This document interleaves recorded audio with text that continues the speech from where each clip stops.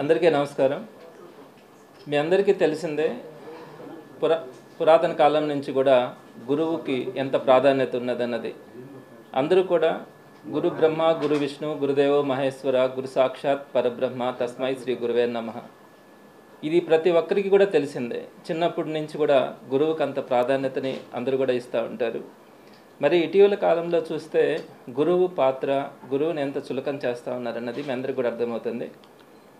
గత వారంలో రాయచోటిలో కొత్తపల్లె గ్రామంలో జిల్లా పరిషత్ పాఠశాలలో హజాజ్ అహ్మద్ అనే వ్యక్తిని విద్యార్థులందరూ కూడా కొట్టి చంపేశారు స్కూల్లో. ఇలాంటి ఘటనను మనము ఆంధ్ర రాష్ట్రంలోనే కాదు మరి ఎక్కడా కూడా చూసి ఉండం.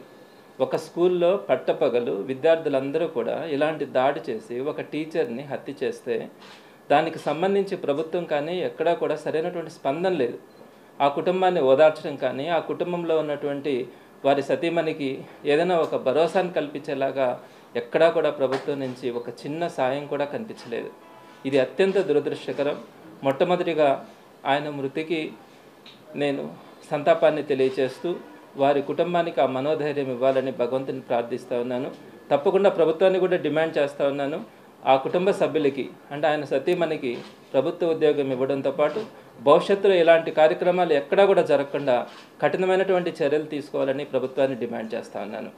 ఇది నా మొట్టమొదటి పాయింట్. అయితే ఇకపోతే రెండవది, మీ అందరికీ కూడా తెలుసు, నిన్నటి రోజున ప్రభుత్వం భారీ ఎత్తున మెగా పీటీఎం నిర్వహించిన విషయం అందరికీ కూడా తెలిసిందే.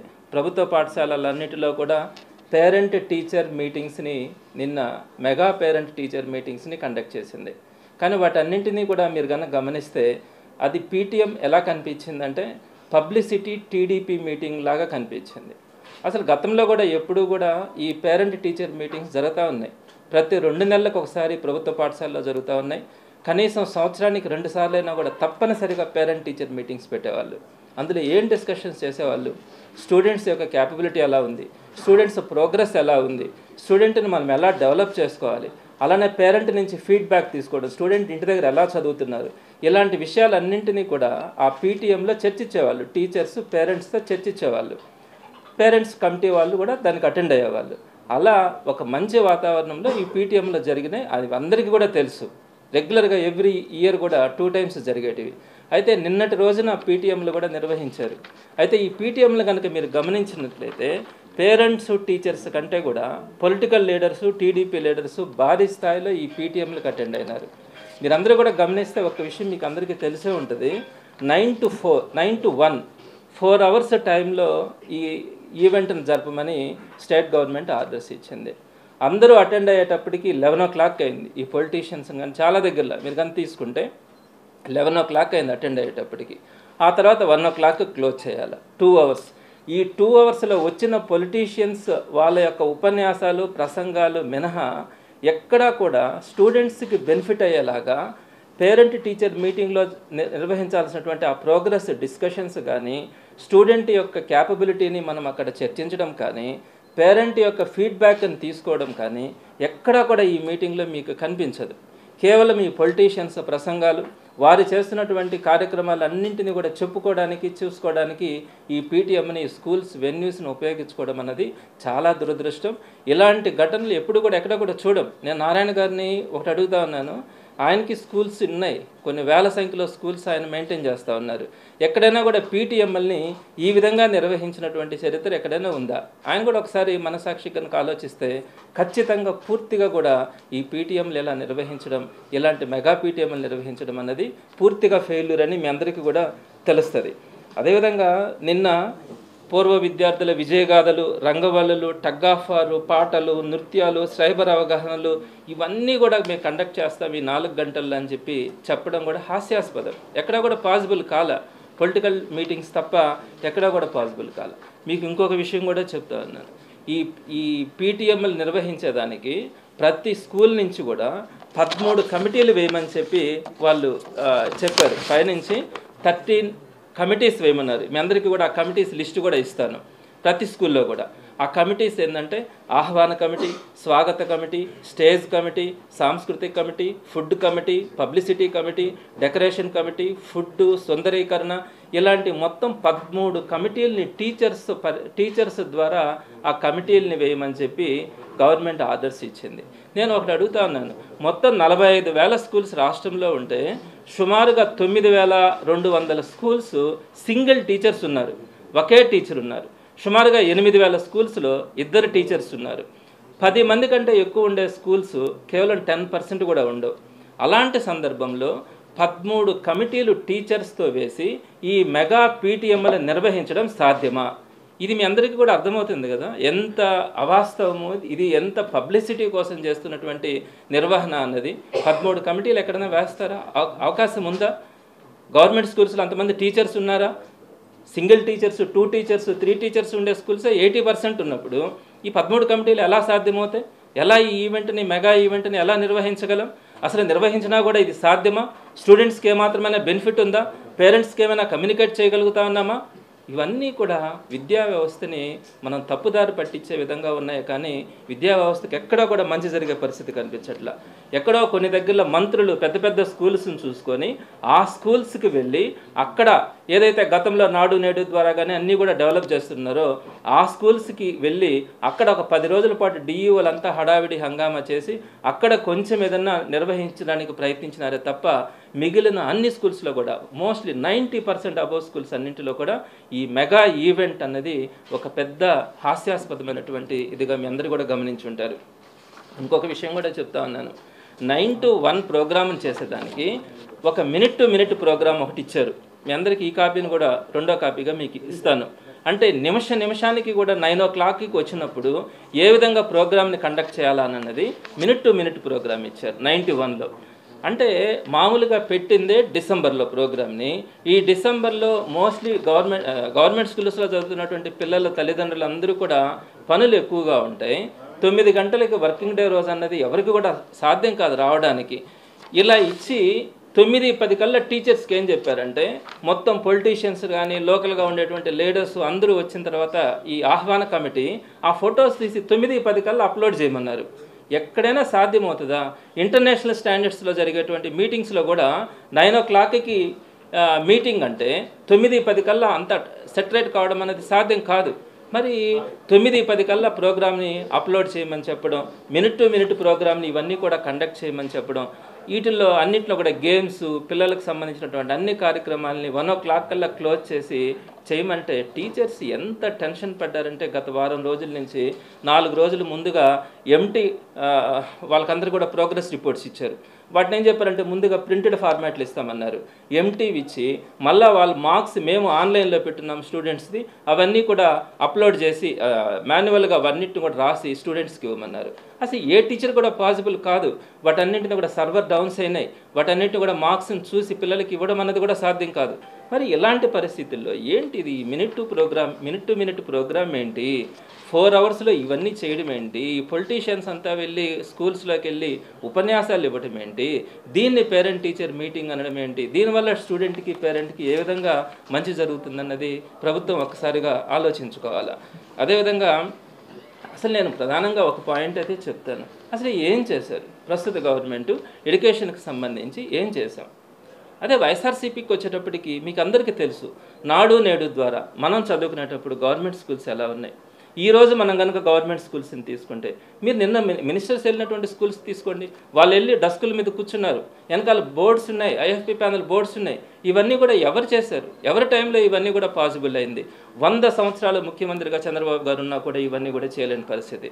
జగన్మోహన్ రెడ్డి గారు కేవలం 2 years కోవిడ్ ఉన్నప్పటికీ కూడా ఈ 3 సంవత్సరాల్లోనే గవర్నమెంట్ విద్యా వ్యవస్థని అద్భుతంగా తీర్చిదిద్దాడు. మీకు అందరికీ తెలుసు, నాడు నేడుతో పాటు స్టూడెంట్స్ అందరికీ కూడా ఒక క్వాలిటీ ఉండాలా అన్న ఆలోచనతో విద్యా కానుక, మంచి షూస్, బెల్ట్, బుక్స్, వాళ్ళకందరికీ కూడా యూనిఫామ్స్ కానీ చక్కగా ఇవ్వడం కానీ, అలానే మంచి మెనూతో మిడ్ డే మీల్స్ ప్రతి స్టూడెంట్ కూడా సగర్వంగా ఉండేటట్టుగా, ఇంటర్నేషనల్ స్టాండర్డ్స్ ధీటుగా ఉండేటట్టుగా వాళ్ళకి ఉచితంగా ట్యాబ్లు ఇవ్వడం కానీ, ఐఎఫ్పి ప్యానల్ బోర్డ్స్ ఒక్కొక్క బోర్డు ఖరీదు 1,50,000 రూపాయల ఖరీదుతో ఒక్కొక్క ఐఎఫ్పి ప్యానల్ బోర్డ్స్ ఇవ్వడం కానీ, స్మార్ట్ టీవీలు ఇవ్వడం కానీ, టోఫెల్ శిక్షణ అంటే గవర్నమెంట్ స్కూల్లో చదువుతున్నటువంటి స్టూడెంట్ ఇతర దేశాల్లో కూడా ఎగ్జామ్స్ రాయగలిగేటట్టుగా వాళ్ళకి చిన్న వయసు నుంచే టోఫెల్ మీద వాళ్ళకి తర్ఫీదునివ్వడం కానీ, ఇంగ్లీష్ మీడియం తీసుకురావడం, సిబిఎస్ఈ సిలబస్ని ఇంట్రడ్యూస్ చేయడం, కొన్ని స్కూల్స్లో ఐబీ సిలబస్, ఇంటర్నేషనల్ సిలబస్ని ఇంట్రడ్యూస్ చేయడం, ప్రతి స్కూల్లో కూడా ఆర్ఓ సిస్టమ్. ఒకప్పుడు పిల్లలు కానీ మహిళలు కానీ టీచర్స్ వాళ్ళందరూ కూడా తాగడానికి మంచినీళ్ళు ఉండేవి కాదు. అలాంటిది ఈరోజు చక్కగా ఆర్ఓ సిస్టమ్స్ పెట్టడం కానీ, ప్రతి క్లాస్లో కూడా ఫ్యాన్స్, లైట్స్, కాంపౌండ్ వాళ్ళు, పెయింటింగ్స్, మంచి టాయిలెట్స్, ఇలా అద్భుతంగా సుమారుగా 75,000 కోట్ల రూపాయలు ఖర్చు పెట్టి గవర్నమెంట్ ఎడ్యుకేషన్ సిస్టమ్ని అద్భుతంగా తీర్చిదిద్దినటువంటి ఘనత వైఎస్ జగన్మోహన్ రెడ్డి గారిది.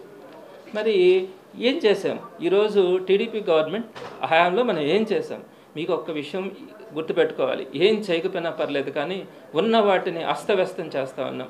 ప్రధానంగా నాడు నేడు.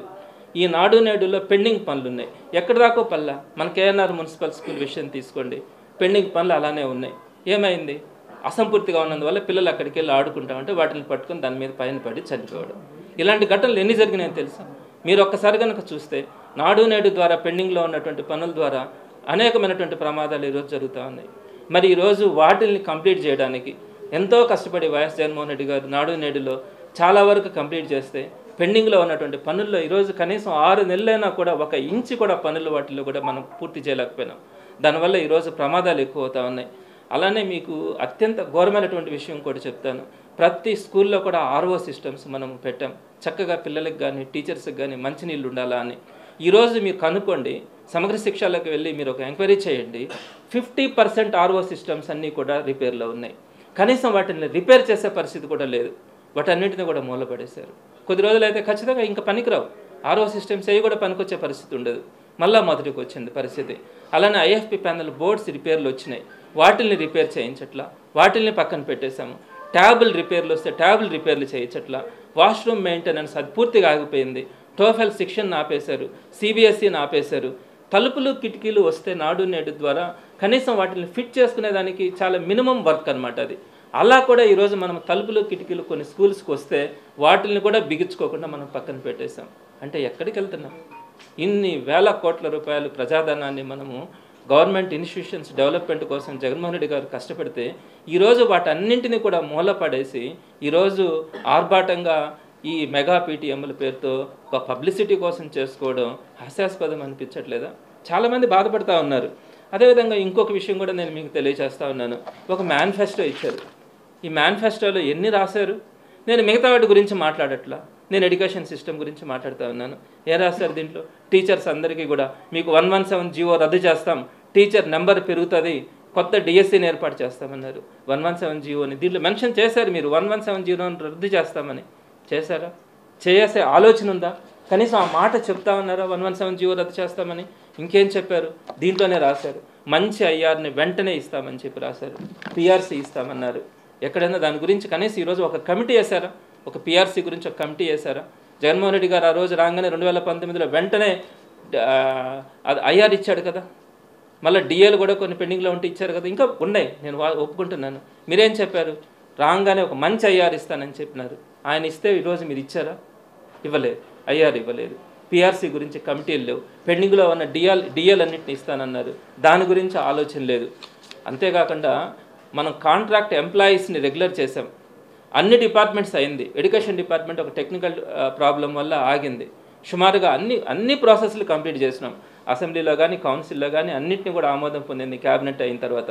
సో ఈరోజు 10,700 మంది కాంట్రాక్ట్ ఎంప్లాయీస్ అందరూ కూడా మనము 90% పని చేస్తే, ఆ పెండింగ్ పని కనుక 10% కంప్లీట్ చేస్తే వారందరి జీవితాలు 25 సంవత్సరాల తర్వాత వారందరినీ రెగ్యులర్ చేసినటువంటి అవకాశం మనకు కలిగి ఉండేది. ఈరోజు ఆ 10,700 మంది కాంట్రాక్ట్ ఎంప్లాయీస్ని రోడ్డును పడేశారు. కనీసం వాళ్ళు వెళ్ళి అడుక్కుంటా ఉన్నారు, మమ్మల్ని రెగ్యులర్ చేయండి. ఆల్మోస్ట్ 90% అయిపోయింది. క్యాబినెట్లో అప్రూవల్ అయింది, అసెంబ్లీలో అది అప్రూవల్ అయింది, కౌన్సిల్లో అయింది, జీవో వచ్చింది, మొత్తం ప్రాసెస్ అయింది. ఈరోజు మమ్మల్ని రెగ్యులర్ చేయండి అని చెప్పి వాళ్ళు అడుక్కుంటా ఉంటే కనీసం ఆ మాటకు వాళ్ళు చెప్పారు, ఇది మా మేనిఫెస్టోలో లేదు కదా అని అన్నారు.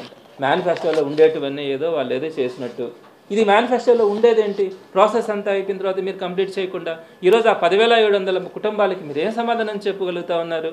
సో అదేవిధంగా హై స్కూల్ ప్లస్లను నిర్వీర్యం చేస్తూ ఉన్నారు. హై స్కూల్ ప్లస్లు అంటే మీ అందరికీ కూడా తెలిసి ఉంటుంది. ఈ రూరల్ ఏరియాస్లో ఉన్నటువంటి పేద పిల్లలందరూ కూడా కాలేజ్ ఎడ్యుకేషన్కి ఇబ్బంది లేకుండా హై స్కూల్ ప్లస్ని మండలానికి 2 హై స్కూల్స్ని తీసుకొని అందులోనే జూనియర్ ఇంటర్, సీనియర్ ఇంటర్ని కూడా ఇంటర్మీడియట్ ఎడ్యుకేషన్ని తీసుకురావడానికి హై స్కూల్ ప్లస్ని ఇంట్రడ్యూస్ చేశారు. అయితే ఈరోజు హై స్కూల్ ప్లస్ని నిర్వీర్యం చేస్తూ ఉన్నారు. దాంట్లో అంతా కూడా పీజీటీలను కనుక ఉండే వాళ్ళని చక్కగా కనుక ఏర్పాటు చేస్తే ఆ హై స్కూల్ ప్లస్లు కనుక బలోపేతమైతే రూరల్ ఎడ్యుకేషన్ అంతా కూడా ఇంటర్మీడియట్ వరకు అందరూ కూడా చక్కగా వారి పరిసర ప్రాంతాల్లోనే ఎడ్యుకేషన్ కంప్లీట్ చేసుకుందానికి అవకాశం ఉంటుంది. ఈరోజు హై స్కూల్ ప్లస్లు నిర్వీర్యం చేస్తున్నారు. ఇంకోటి ఏం చెప్పారు, పిఆర్సీ గురించి కూడా మీరు చెప్పారు.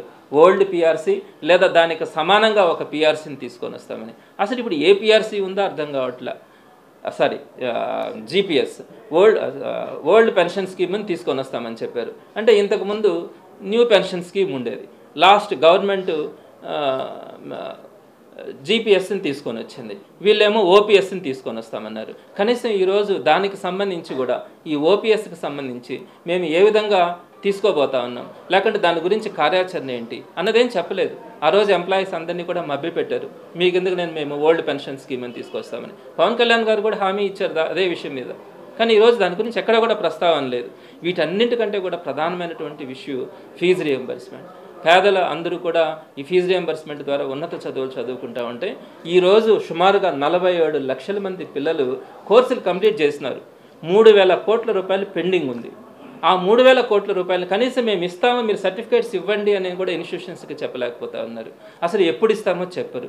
అదే జగన్మోహన్ రెడ్డి గారు, చంద్రబాబు నాయుడు గారు సుమారుగా 2,000 కోట్ల రూపాయలు ఆ రోజు ఈ ఫీజు రియంబర్స్మెంట్ పెండింగ్ ఉంటే సింగిల్ డేలో ఆ 2,000 కోట్ల రూపాయలను శాంక్షన్ చేసినటువంటి గంత జగన్మోహన్ రెడ్డి గారిది. తెలుగుదేశం గవర్నమెంట్లో ఉన్నటువంటి ఫీజు రియంబర్స్మెంట్ పెండింగ్స్ అన్నింటినీ కూడా ఆ 2,000 క్రోర్స్ని రిలీజ్ చేస్తున్నారు. ఈరోజు సుమారుగా 3,000 క్రోర్స్ అంటున్నారు, లేదా 2,500 నుంచి 3,000 క్రోర్స్ మధ్యలో కూడా ఉండొచ్చు. నెంబర్ పెరిగింది కాబట్టి, ఫీజులు పెరిగినాయి, పూర్తి ఫీజు రియంబర్స్మెంట్ ఉంది కాబట్టి. మరి ఆ 47 లక్షల మంది పిల్లలు ఈరోజు కోర్స్ అయిపోయింది, సర్టిఫికేట్లు తెచ్చుకోలేక, తర్వాత ఉన్నతమైనటువంటి చదువులు చదువుకునేదానికి అవకాశం లేక ఎంత ఇబ్బంది పడుతూ ఉన్నారో మీరందరూ కూడా రోడ్డు మీదకి వస్తే తెలుగుదేశం నాయకులకు కూడా అర్థమవుతుంది. వారందరికీ ఏం సమాధానం చెప్తారు? ఫీజు రియంబర్స్మెంట్ పెండింగ్స్ ఇవ్వకుండా ఈరోజు పిల్లల్ని అలా రోడ్డును పడేయడం. అలానే తల్లికి వందనం, అమ్మఒడి కింద ప్రతి బిడ్డకి మనం 15,000 రూపాయలు గవర్నమెంట్ లాస్ట్ టైం ఇస్తూ ఉంటే ఎంతమంది బిడ్డలు ఉంటే అన్ని 15,000. మీ అందరికీ కూడా తెలిసిందే, నీకు 15,000, నీకు 15,000, నీకు 15,000. ఈరోజు అత్యంత పాపులర్ అయినటువంటి పదం. అలా చెప్పి పేదలని మభ్యపెట్టి 84 లక్షల మంది పిల్లలకు సంబంధించి తల్లికి వందనం 15,000 రూపాయలు ఇస్తానని చెప్పి ఈరోజు కనీసం ఒక్క బిడ్డకు కూడా ఇవ్వకుండా ఉంటే, మీరు ఇస్తారన్న ఆశతో చాలామంది ప్రైవేట్ స్కూల్స్లో కానీ లేదనుకుంటే కొంత డబ్బులు వస్తాయి ఈ పిల్లల్ని చదివించుకుంటామని అప్పో చేసినటువంటి ఆ తల్లిదండ్రులు ఈరోజు అందరూ కూడా ఏడుస్తూ ఉన్నారు. గతంలో ఆ 15,000 రూపాయలన్నా వచ్చేది, అది రావట్లేదు అని. మరి ఈరోజు ఆ పేదల పరిస్థితి ఏంటి? వాళ్ళ మొహాలు చూడగలరా? వాళ్ళంతా బాధలు పడుతుందని మీకు అర్థమవుతుందా? మీరు మంత్రులు కానీ ఎమ్మెల్యేలు కానీ లేకుంటే పైన ఉన్నటువంటి మీరు అందరూ అధికారులు అంతా కూడా ఏసీ రూమ్స్లో కూర్చొని చూస్తూ ఉన్నారు. కానీ ఇక్కడికి వచ్చి స్లమ్ ఏరియాస్లో ఒకసారి కదిలించి చూడండి, కన్నీళ్ళు వస్తూ ఉండే ప్రతి ఒక్కరికి కూడా. ఒక్క పథకం కానీ లేదు, ఒక్క ఆదరణ లేదు, ఏ విధంగా కూడా ఆదుకునే పరిస్థితి కనిపించట్లేదు. అలానే నిరుద్యోగ భృతి సుమారుగా 20 లక్షల మందికి నిరుద్యోగ భృతి ఇస్తానని చెప్పారు. దాని గురించి అసలు ఎక్కడ కూడా ఆలోచన కూడా చేయట్లేదు, ఇస్తామనే మాట కూడా చెప్పట్లేదు. వీరందరూ ఆశపడి మీకు ఓట్లేస్తే వారందరినీ ఈరోజు నట్టేట ముంచి మీరు చేస్తున్నది ఏంటి? అదేవిధంగా ఇప్పుడు అన్నీ కూడా డైవర్షన్ పాలిటిక్స్. ఏదైనా ఒక ఇష్యూ మాట్లాడతారనుకుంటే ఇంకొక ఇష్యూని తీసుకురావడం. ఈరోజు ఎడ్యుకేషన్ సిస్టమ్ గురించి ఇన్ని సమస్యలు ఉన్నప్పుడు వీటన్నింటినీ డైవర్షన్ చేయడానికి నిన్న జరిగినటువంటి ఈ పేరెంట్ టీచర్ మీటింగ్ని అట్టహాసంగా దానికి ఏదో ఒక పెద్ద పబ్లిసిటీ ఇచ్చి జరుపుకోవడమే తప్ప ఎక్కడ కూడా చిత్తశుద్ధి లేదు. మనం మంచి చేస్తూ ఉన్నాం, టీచర్స్కి మంచి చేసాం, స్టూడెంట్స్కి మంచి చేసాం, పేరెంట్స్కి మంచి చేసాం. ఎక్కడ ఏ విధంగా చెప్పగలరు, ఏం చేశారని చెప్పగలరు? ఎందుకు మనము వారందరితో కూడా ఇంటరాక్ట్ కావడానికి మీరందరూ ఎమ్మెల్యేలు మంత్రులు ఉత్సాహం చూపించినారు? ఆ గవర్నమెంట్ స్కూల్స్కి మీరు చేసింది ఏంటి? ఒక్కసారి మీరు ఆత్మ పరిశీలన చేసుకోమని నేను అడుగుతా ఉన్నాను. సో కాబట్టి ప్రజలందరూ కూడా చూస్తూ ఉన్నారు, మీరు సమాధానం చెప్పాలి. ఇప్పటికైనా కూడా మించిపోయింది లేదు, ఇంకా 4.5 సంవత్సరం ఉంది. ఈ కాలంలో మీరు ఏదైతే హామీలు ఇచ్చినారో, ఏదైతే విద్యా వ్యవస్థ గురించి మీరు ఏదైతే మాటలు చెప్పినారో వాటన్నింటినీ కూడా నెరవేరుస్తారని నేను ప్రభుత్వానికి తెలియచేస్తా ఉన్నాను. ఇవి చేయకపోతే వైఎస్ఆర్సీపీ తరఫున తప్పకుండా ఒక అజిటేషన్ తీసుకురావడం కానీ పేదల పక్షాన్ని నిలబడి పోరాడడం కూడా జరుగుతుందని మీ ద్వారా అందరికీ కూడా తెలియజేస్తా ఉన్నాను.